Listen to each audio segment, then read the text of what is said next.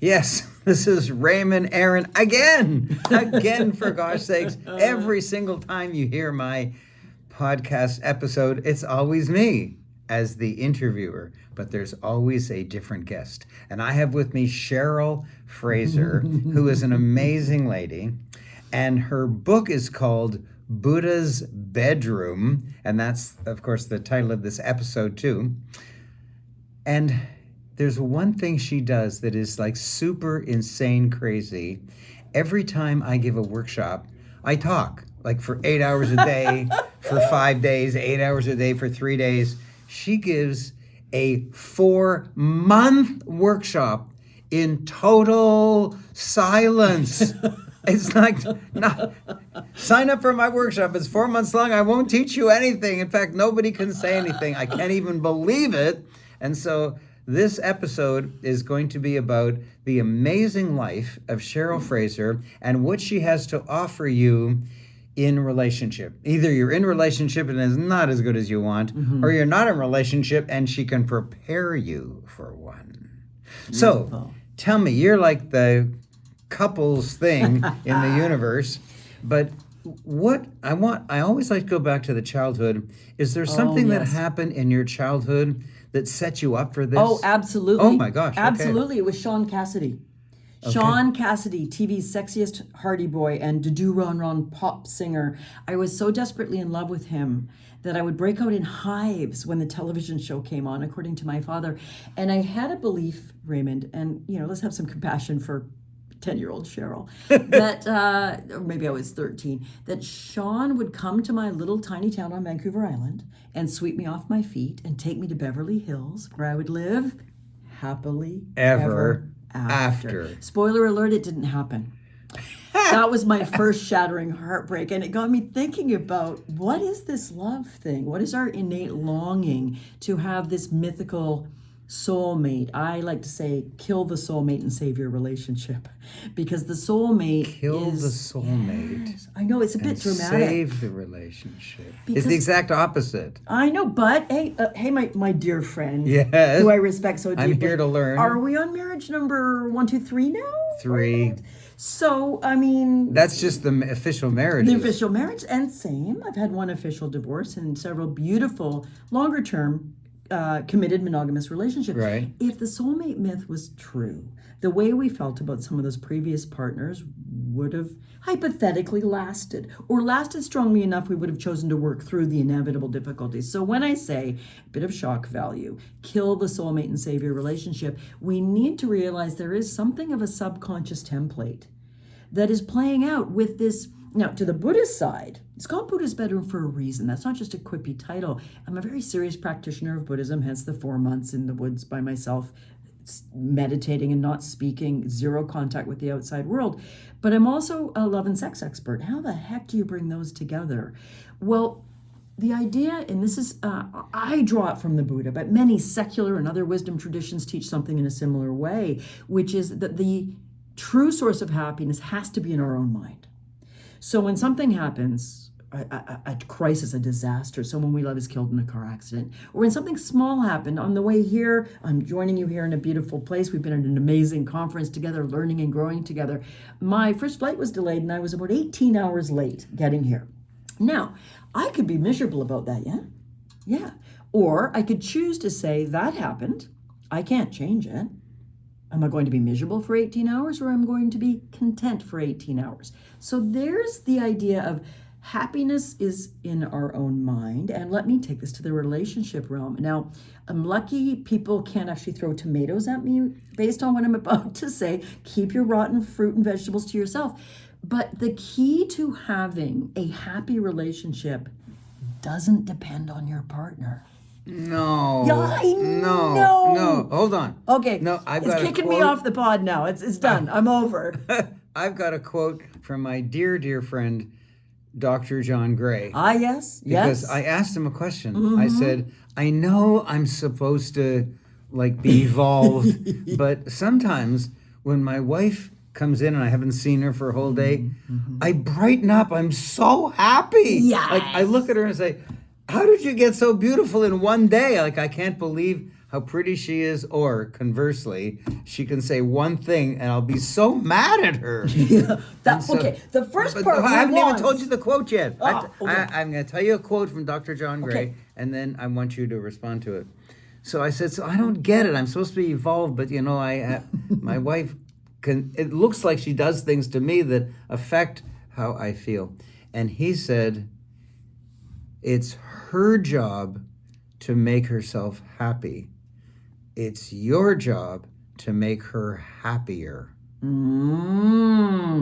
This is beautiful on what we'd call the relative level. It's wonderful, fantastic advice. Okay. Ultimately, though, if you come in and your wife smells delicious and she's delighted to see you, you're lit up. If you come in and she's had a bad day, perhaps independent from you, and she's drawn in and she's a bit crabby and she's a bit negative, if that affects you negatively, you're in a cycle of wanting you to make me happy and I'm not happy when you're not. Now, at a relative level, it's very important we all work to be our best partner, to bring our best self, to do what we can to light our partner up, to be kind and gentle and listen well when they're down. But at the ultimate or the absolute level, I am happy or not happy in my own mind. I go into this in a lot more depth in the book. And for today, probably we'll leave that part as it is for now. But I relate it to why you need to kill the soulmate. The underlying, slightly subconscious template that if I'm unhappy in this romantic relationship, it's your fault because you're the wrong person. That's really what I'm pointing to. Right. Versus I'm unhappy, or maybe we, because there's another person, are unhappy within this relationship. And that is now a call to action, a call to greatness, a call to say, let's take a look at where we're strong and where we're weak.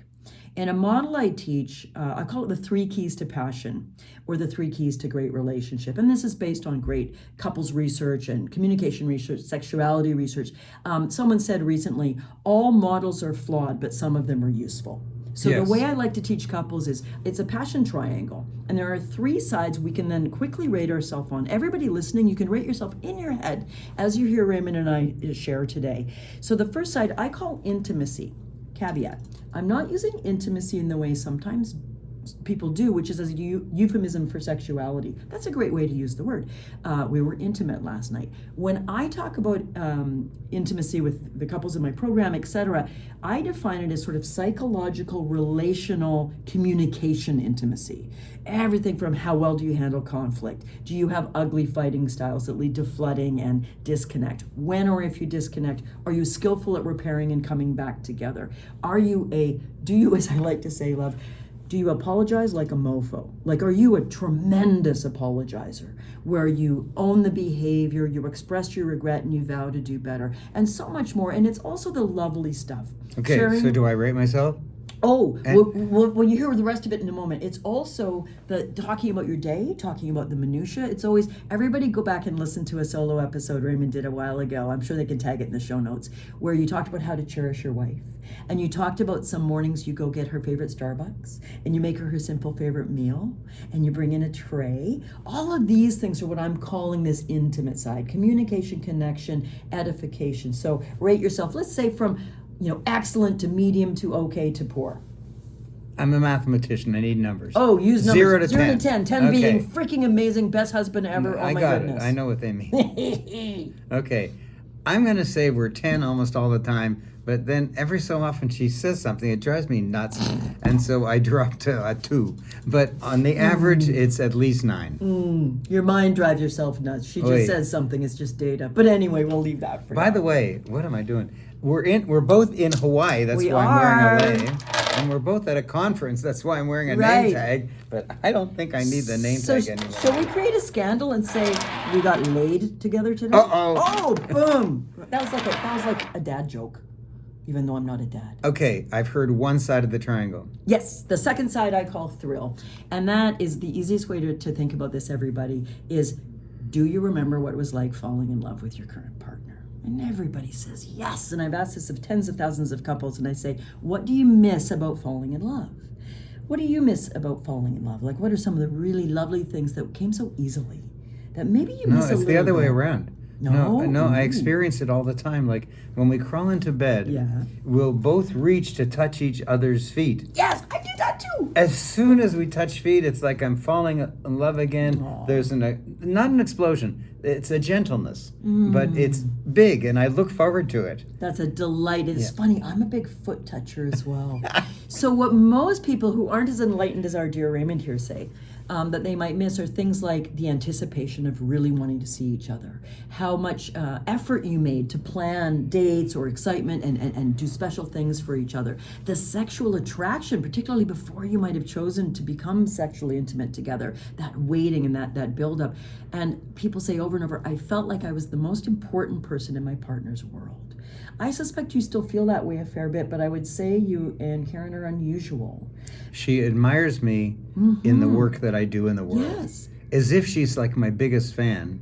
And I think that she's so clever, so wise, and also so beautiful.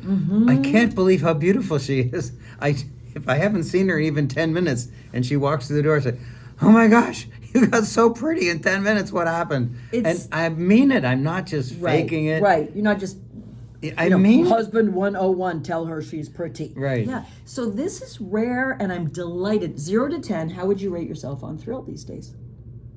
I got to give myself a 10. Okay, this is so unusual. That's why he's the master he is. And I want everybody listening to aspire to be able to honestly say 8, 9, or 10 on these two areas. I'll tell you, though, what about 94% of the couples I interview through my master classes or my programs or teaching or beautiful things that I have the privilege to do say, they might say we're pretty good in intimacy, talking, we're decent at communicating, we do struggle with ugly fighting and conflict, and thrill most longer term couples, and by that I mean together more than about 2 or 3 years. I'm not talking decades. Many of us might be decades. That's long term these days? Well, what I mean is it's about 18 months in, according to research, that a lot of the thrill starts to fade a little, and it turns into what I call marriage or relationship incorporated, where we're running our relationship not intentionally, not by choice, but something like a business. We're getting things done. The dog gets to the vet to get their toenails done. The kids get to school on time. The mortgage gets paid. We call the plumber. And that's great. Those are very important, logistic aspects of being in a relationship and building a life together. But so many couples end up almost fully in marriage incorporated, parallel. And where's the us? Where's the thrill? When's the last time you planned a fun, maybe surprise date for your partner? When's the last time you took them their favorite Starbucks and made breakfast and took it to them in bed? I bet everybody listening did that when they were dating, when they were falling in love. And a lot of us do the terrible C word here, which is we get complacent. And we take for granted. Are we still on the thrill Yeah, side? I've already rated myself. Yeah, but they haven't, honey, and they're not as enlightened as you. And I got to help the people. Goodness. I want to know the last. Oh, the last one. Well, that's the S one. So we've got intimacy, communication, etc. We've got thrill, edification. That's everything from dates to sharing appreciations, gratitudes, these little moments of kindness. And the third side I call sensuality. Sensuality. You tricked me. Well, you thought it was going to be sex, right? Well, what other S words are there? Well, I'm a wordsmith. I suspect you are too. And I chose the word sensuality very deliberately. It, of course, incorporates the erotic, the sexual, our sexual life. But now I have some news that's going to be very relieving to some of your audience and quite surprising to the rest. 30 to 40% of couples in a longer term relationship are in a low sex or completely sexless relationship. I've heard that. It's not talked about enough because it's such a private and often shameful, it shouldn't be. Right. And when I teach this, anytime I teach, I always make sure to mention this because I can see the shoulders of 30 to 40% of the room drop, at least knowing that they're not uniquely broken. And I say the 3 most important words I ever say to a couple, especially in the sensual realm, is you are normal. You are normal if you have little or no desire. You're normal if you do make love on occasion, and it's okay. It's what I call nipple, nipple, crotch, good night. Now, that's not a bad thing, but it means we've got our routine, and I touch you here, and you touch me there, and it's nice, and ideally one or both people has an orgasm or an erotic, fulfilling moment of some kind, whether orgasm is achieved or not. Our bodies age, and all the psychology and the relationship conflicts all come into play, but just because it is somewhat typical, if it's 30 to 40%, that's pretty typical, doesn't mean we should make it okay. It's also typical to eat in a way that gives us type 2 diabetes. It's also typical to be in credit card debt. So just because something's reasonably common doesn't mean we should accept it as okay. And one of the dearest things I get to do with couples in the programs or when I teach or whatever is to help them look at, are they interested? Because they might not be. It's a deep, big bunch of stuff. But what would it look like for them to move from sensual to sexual? Now, I'll define sensual here, which is having pleasure through any of your senses. So a little experiment, Raymond. I'd like you to put up your hand and close your eyes. And I'm going to just stroke your hand a little bit. That feels good. It feels great, right? But it's not sexual. No. I got it. Okay. Yeah, I got bingo. it. So sensual pleasure. When you listen to music that lights your heart up. Oy. When you smell baking cinnamon buns that smell like your grandmother's when you were a child. These are sensory pleasures. So what I do with couples who might not have seen each other in the nude for years, I worked with one couple in their 70s.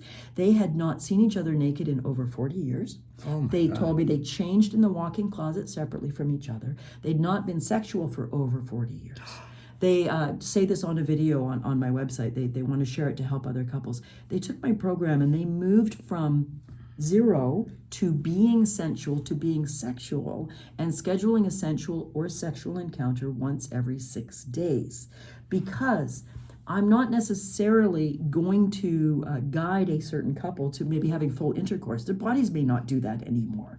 But how can we start with introducing some fully clothed sensual touch where you can maybe rub your partner's shoulders or put your foot on their foot before you fall asleep. You can hug more. You can snuggle on the couch while you watch a movie instead of being in two different lazy boys, which when you think of it is not a great name for connecting with anybody. Go be a lazy boy and I'll be a lazy girl.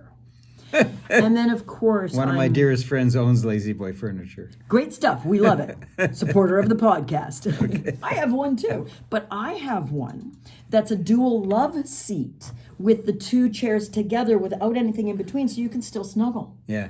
So, of course, I also work. Let's talk briefly. We've got limited time today. What a joy to be with you all and with Raymond here in this beautiful place. Sexuality is a really beautiful and I would say sacred part of a relationship. So whether you have a sexualized encounter once a year, once a month, or once a day, if we're not being that way with each other at all, and we're choosing and attempting to walk a path of monogamy, it means that we might have a solo sexual life, a masturbation life, and that can be beautiful, but we're missing out on a type of, I would argue, potentially spiritual, emotional connection with our partner that we neglect in a way that we lose something very precious. It's not a huge percentage of the hours of our relationship, but it is the special sauce. It can be this special connection that feels very different. So I like to encourage people to consider, with lots of trepidation, there's usually lots of baggage and issues we need to work through, a lot of hurt and disappointment, but around being naked together, literally and figuratively, right? Nakedly vulnerable, nakedly open. And then there's another aspect I'll briefly mention so it doesn't get ignored. Sex can also be riotous, fun, hot, spicy, crazy on occasion, and a way to let go, to be your full self. So that's the third side. But okay. I'm not a dummy, so I don't teach great sex in 30 days. I think I'd be a millionaire if I sold that course, but I wouldn't give a money-back guarantee. I give a money-back guarantee when I teach all of it, and we work on the first two. So I need to give a number. First.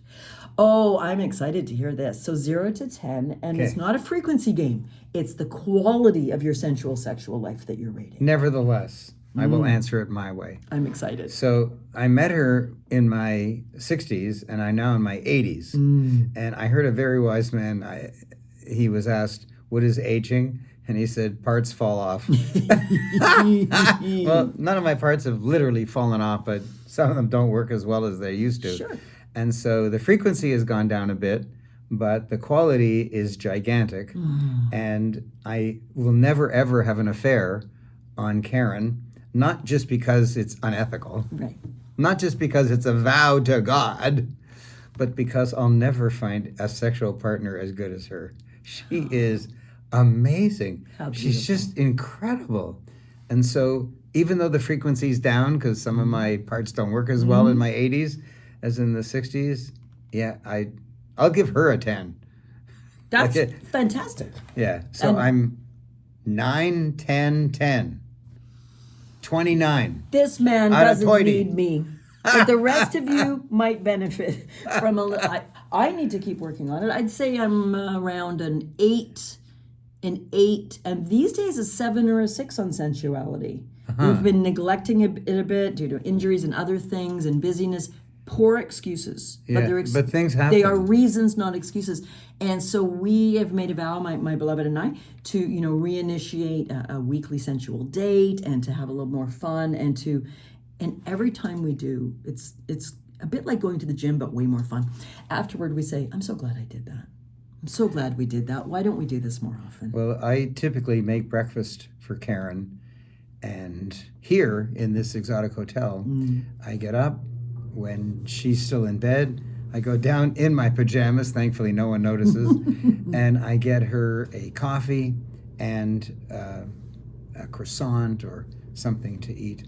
And I come back and she feels like a princess or a queen. Yeah. She's still in bed and I've done this for her. And heck, physically, all I'm doing is pressing a button on an elevator. It's not that difficult, but most people don't do it. And I appreciate her so much that I'm super willing to do something that is gigantic for her. Mm-hmm. And in fact, I have a rule for gifts, and I apply it in relationship. And that is, a great gift is high perceived value to the recipient divided by low cost to the giver. So if I give you a $20 gift certificate, the perceived value to you is $20. Right. The cost to me is $20. You divide them, you get one. So that's just not good. But if let's say I manufacture shirts in China and they sell in North America for $100, so maybe the perceived value to you is not $100, maybe it's just $80, but the cost to me is $5. Well, 80 divided by 5 is 16 to 1. 16 to 1 is a great gift. And so in relationships, I think of anything I can do that has a huge perceived value to her, even though it may not mean much to me, and a low cost or effort to me, and I do them. She loves them, and so I do them.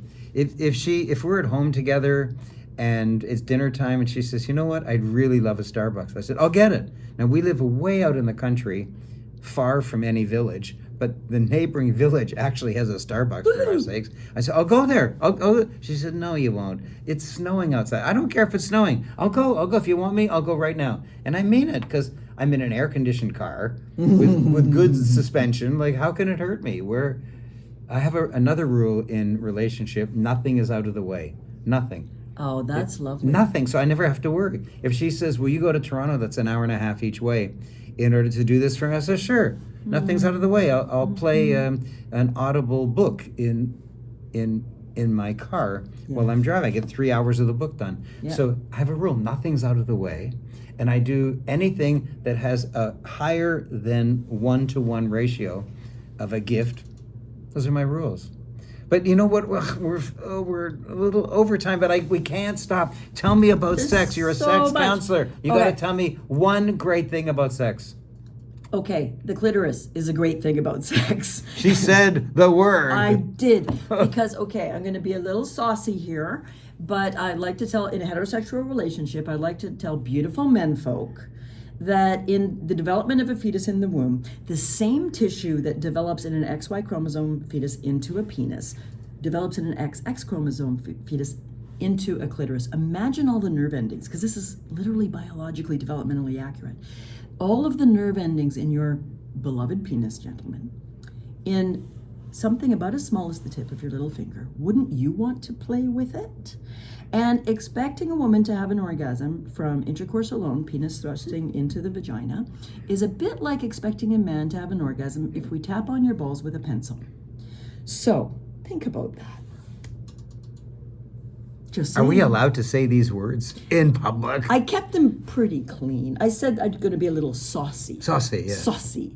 But those words have never come up in almost 400 podcasts that I've done. I'm glad to break the sound barrier. You broke the sound And I barrier. say them that way to make it pretty obvious. Now, of course, some women were built differently, et cetera, and some women will have orgasms through penetrative intercourse alone, which is wonderful. But the more men get that point that all of those delicious nerve endings are right there, it gives them a guide to say, sweetheart, if they haven't already learned this, and lots of fellows have and lots haven't, to say, you know, teach me how you want to be touched there. Teach me what works for you, honey.